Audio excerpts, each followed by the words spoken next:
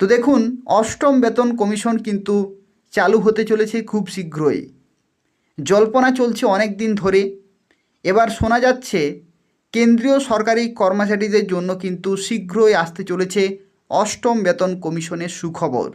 অর্থাৎ অফিসিয়াল যে নোটিশ সেটা কিন্তু আসতে চলেছে খুব শীঘ্রই, এবং যেখানে বেতন বৃদ্ধি ও ভাতা সংশোধনের আশা করতে পারেন কর্মীরা। কবে থেকে কার্যকর হতে পারে এই ঘোষণা?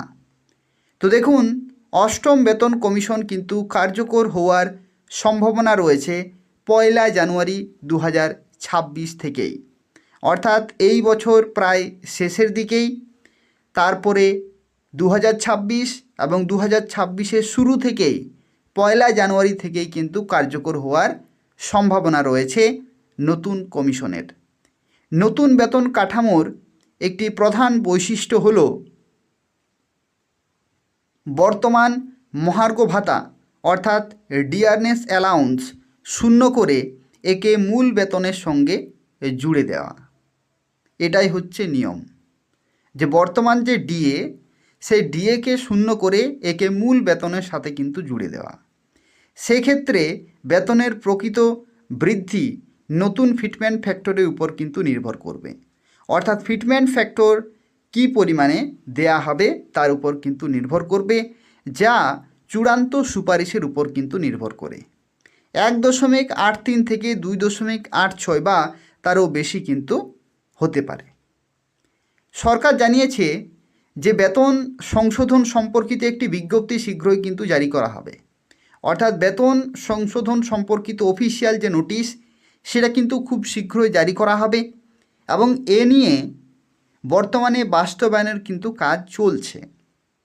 কেন্দ্রীয় সরকারি কর্মচারীরা তাদের বেতন কতটা বৃদ্ধি পেতে পারে তা জানতে কিন্তু আগ্রহী। জল্পনা বলছে যে 2.86 পর্যন্ত ফিটমেন্ট ফ্যাক্টরের দিকে যেতে পারে কিন্তু সরকার। অর্থাৎ 2.86 ফিটমেন্ট ফ্যাক্টর যদি পেয়ে যায় তাহলে কিন্তু অনেক বেশি বেতন বাড়বে প্রত্যেকটি সরকারি কর্মচারীদের। ফিটমেন্ট ফ্যাক্টর কি, এটা একটু আলোচনা করা যাক যে ফিটমেন্ট ফ্যাক্টর আসলে কি।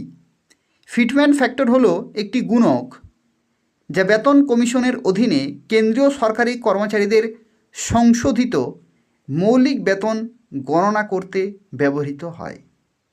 এটি নতুন বেতন নির্ধারণের জন্য বর্তমান মৌলিক বেতনের উপর প্রয়োগ করা হয়। কিভাবে হয়? উদাহরণস্বরূপ দেখুন,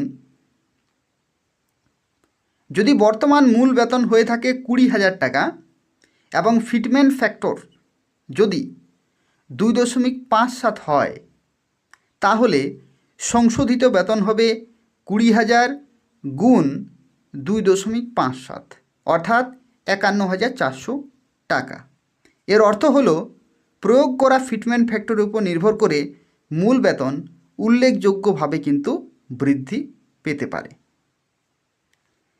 এরপরে দেখুন, আরও একটি গুরুত্বপূর্ণ বিষয় যেটা নিয়ে এরপর আমরা চর্চা করব, সেটা হচ্ছে মৌলিক বেতন বৃদ্ধির সম্ভাবনা। কী পরিমাণে বেতনের পরিবর্তন হতে পারে? মনে করা হচ্ছে অষ্টম বেতন কমিশন 2.86 পর্যন্ত ফিটমেন্ট ফ্যাক্টর বাস্তবায়ন কিন্তু করতে পারে। যদি এটি ঘটে তাহলে কিছু কর্মচারীর জন্য মূল বেতন কিন্তু প্রায় 3 গুণ পর্যন্ত হতে পারে। 18,000 টাকা মূল বেতন সহ একজন লেভেল 1 কেন্দ্রীয় সরকারি কর্মচারীর বেতন 51,000 টাকা কিন্তু হতে পারে।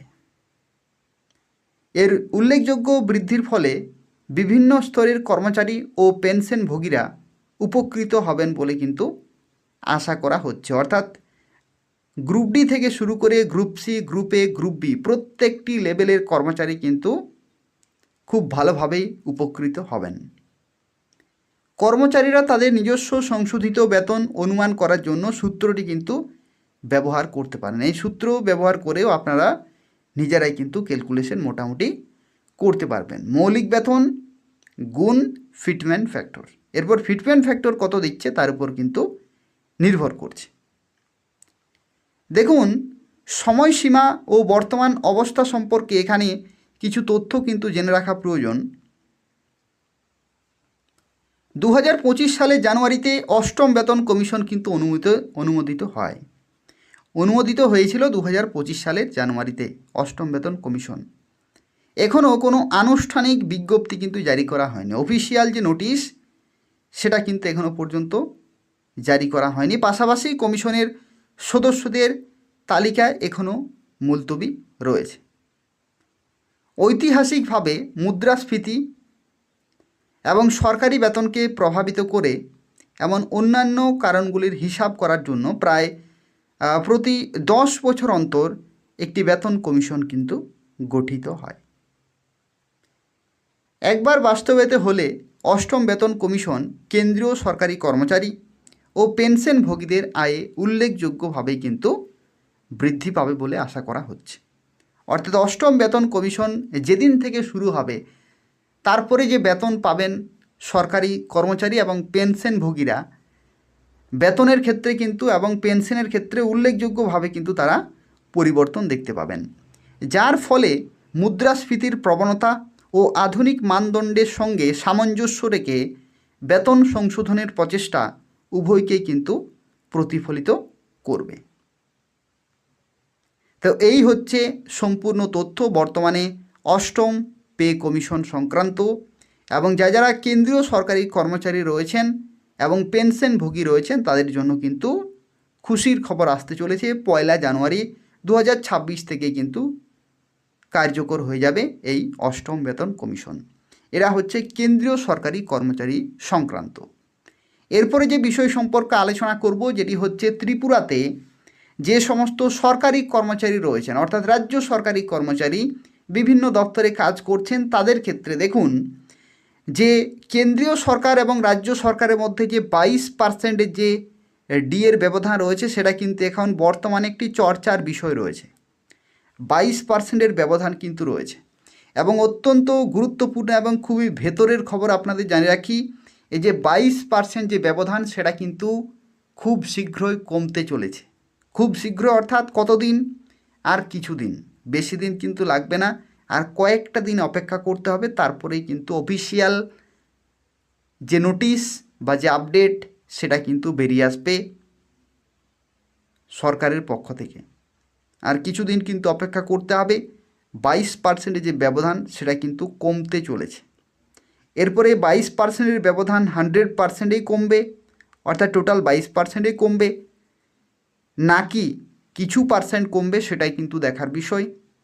আর তার সাথে সাথে অনিয়মিত কর্মচারী সংক্রান্তও কিন্তু খবর আসতে চলেছে, এরকমই শোনা যাচ্ছে বিভিন্ন সূত্র মাধ্যমে। তো দেখা যাক